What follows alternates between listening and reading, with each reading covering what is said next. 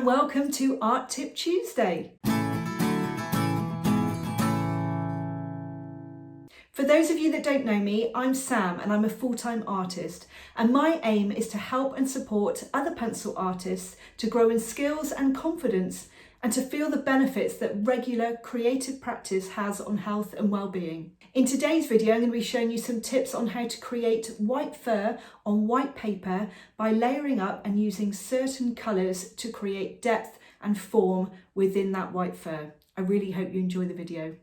I'm beginning with the cold grey one and starting to add little lines just to be mindful of the length of the fur and the direction of the fur. You'll find around the eye it's like a clock, and so that's really important. So instead of pressing really hard, I'm actually going over the same area a couple of times to start to build up texture, to build up depth, but it's very subtle with the cold grey one. So then I start to go in with some warm greys, and this is a warm grey too, and I start to build up. They work really well together, and I find that they balance each other out. So it's not just a cool tone. You'll find that there's lots of warmth, which has more of a browny undertone, and then the cools have more of a bluey. So even in the white fur, you're going to find some different colours. There could be some pinks and blues and browns and yellows. So it's important to build up these colours as well so it doesn't look flat. We're creating form. I'm especially putting this over the darker areas towards the ears and then building up through the cold greys just in the shadowed parts. So the only actual white parts within this drawing are the parts that are bleached out by the sun. Everything else has a colour to it, either a grey or a browny colour.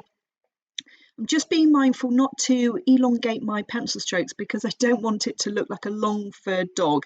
So that's really important. And then building up through the warm greys into the shadows and into the parts that have a little bit of shadow, maybe created by the ear or the eye or the mouth, perhaps. So just again, working up through the greys, and then adding a cold grey 3, you can see it's starting to add a little bit of depth. Now we've got the other parts in, like the ear and the black spots. We can see that we can darken up a little bit more. So starting off a bit subtly, taking your time, building it up, and then once you've got the other parts in, you can see just how dark you are able to go, even when the fur is white.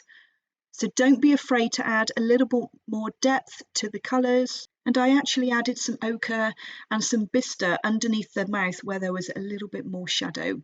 Moving up through the greys, going into the cold grey 5.